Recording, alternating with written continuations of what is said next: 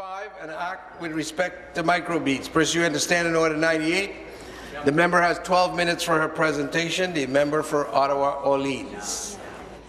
Merci, Monsieur le Président. I'm honored to rise today to speak to Bill 75, an act with respect to microbeads, a Microbead Elimination and Monitoring Act. Before I speak to the bill, Mr. Speaker, I would like to recognize and thank all of those who have come to support the issue today. And I have here in the House former MPP, Mr. Phil McNeely, Nancy Goucher, and Fee de Leon, who have done a great job supporting and championing this bill.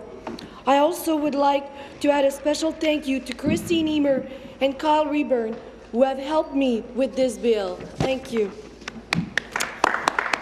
Mr. Speaker, I am passionate about protecting our environment and the well-being of our population. From my constituent, from my family, and for the coming generation.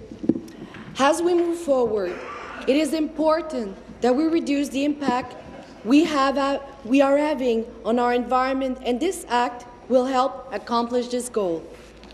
We are blessed here in Canada with 20% of the world's fresh water supply. However, less than half of this water is renewable, and it is our responsibility to do everything we can to sustain it. En Ontario, plus de 80% de notre eau potable provient des Grands Lacs. As we see in most provinces and territories in Canada, the quality of our water is less and less good. We should position ourselves in terms of protection of good water in Canada and be an example for the world. Ecosystem and the quality of the water in the lakes. The bill therefore complements initiative taken by the Ministry of the Environment and Climate Change. Microplastics are an emerging issue in the Great Lakes, and in recent years, even smaller plastic granules, which are less than 1 millimeter in diameter, have been found in bodies of water all over the world. Many of these plastic granules have been identified as synthetic plastic microbeads, which are added to personal care products, for example, to help exfoliate skin or clean our teeth. After these shampoos, soaps, and toothpaste are washed down the drain, they will make their way into our lakes, rivers, and ocean, simply because they are too small for our drainage system to catch. And they will be staying there. Microbeads are causing growing environmental concern because of their various marine organisms that are ingesting them. The beads are roughly the same size as sediment, plankton, or fish eggs, and are easily mistaken as food. A recent study has even concluded that microbeads can be breathed into gills. This ingestion can cause intestinal blockages, internal abrasion, and even acts as magnet to accumulate high level of toxic chemicals. It is clear that this has an impact on the whole food chain as higher organisms consume microplastic through the fish they eat as prey. Malgré le nombre d'études qui ont été faites au sujet des microplastiques, despite many studies that were done in terms of microplastics, we have still a lot of work to do.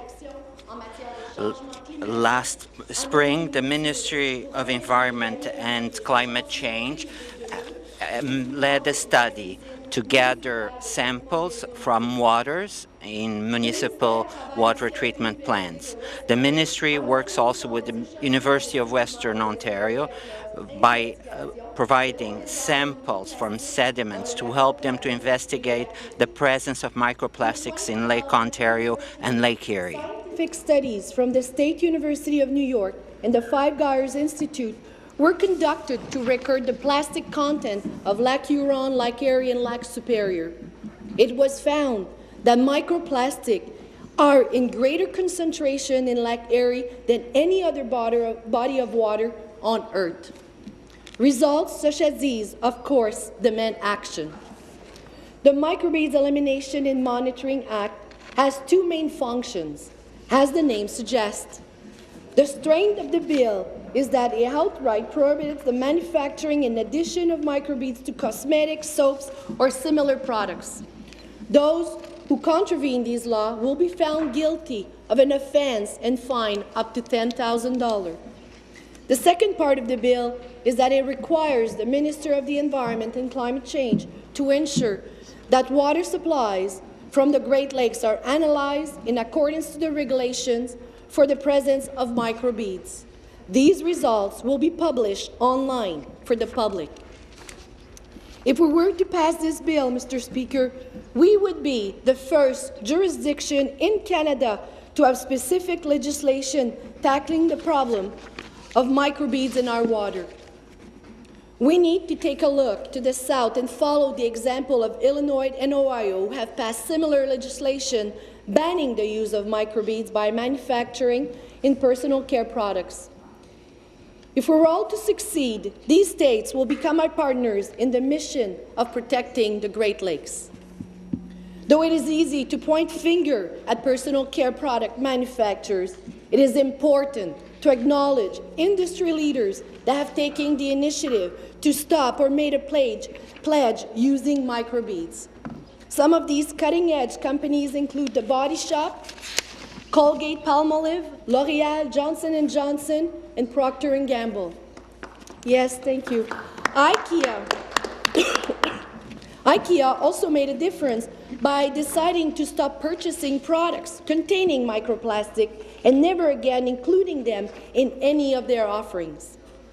It is through this kind of pledge that we will see an improvement in the ecosystem of our Great Lakes, and we applaud these multinational corporations who have a global presence for their commitment to help save the planet. As public awareness increases, so will the demand for microbead-free products.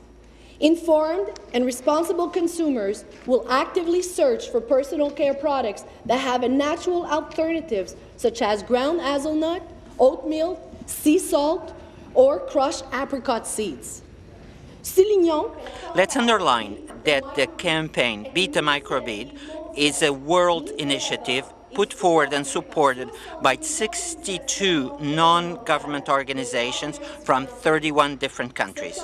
This campaign has two goals: to inform the people of the existence of microbeads in certain products and to lead to its elimination.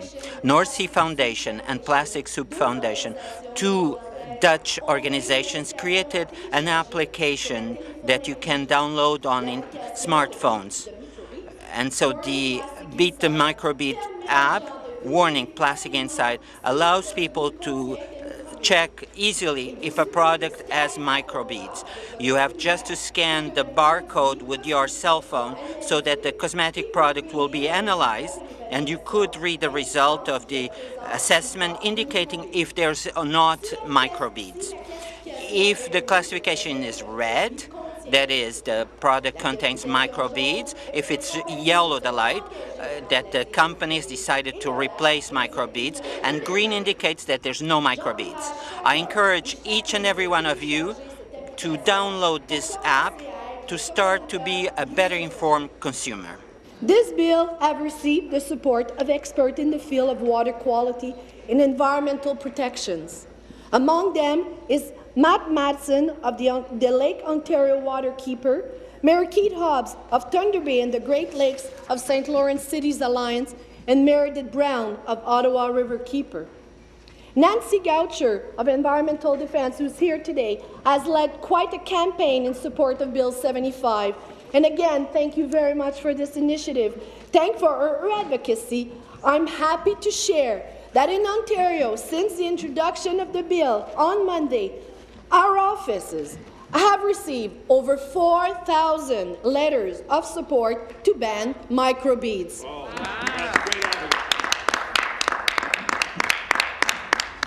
it is evident to me that the people of Ontario care about the quality of our drinking water and the health of their families.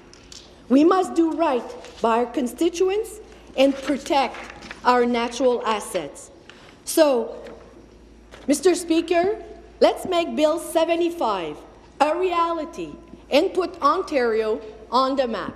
Merci.